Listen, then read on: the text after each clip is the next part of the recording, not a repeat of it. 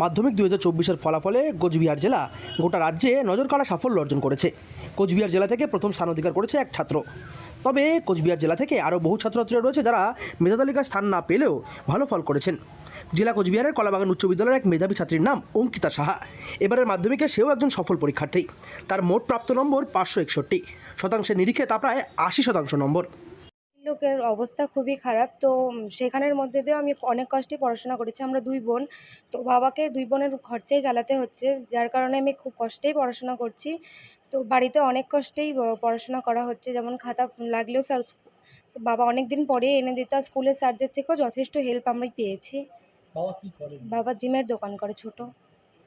বর্তমান সময়ে পারিবারিক আর্থিক অবস্থা কি সংসার বাবার উপরই চলছে? হ্যাঁ, বাবার উপর দিয়ে চলছে। তোমার আরেক যে বোন রয়েছে, হ্যাঁ, সে কোন ক্লাসে পড়ে? সে ক্লাস 4-এ পড়ে। তার পারিবারিক আর্থিক অবস্থা একেবারেই ভালো নয়।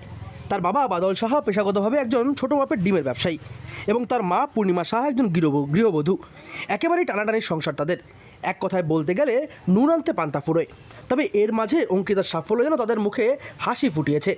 দিনরাত এক করে তারা মেয়েকে যেভাবে পড়াশোনা করিয়েছেন তাতে তাদের সাফল্য হয়েছে অনেকটাই, এবং গোটা বিষয়টি নিয়ে রীতিমতো খুশি হয়েছেন তারা।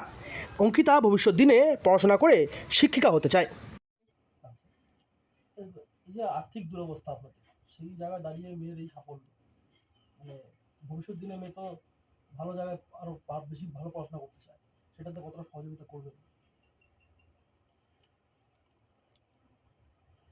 যেটুক পারবো সেটুক করব, চেষ্টা করব। মেয়ে কি হতে চায় বলেছে, কিছু বলেছে? বলেছে তো স্কুল টিচার। School teacher. তো সায়েন্স নিয়ে পড়বে না আর্টস নিয়ে পড়বে? ওর তো আশা আর্টস সায়েন্স নিয়ে পড়ার, কিন্তু আমাদের তো এরকম ক্ষমতা নেই।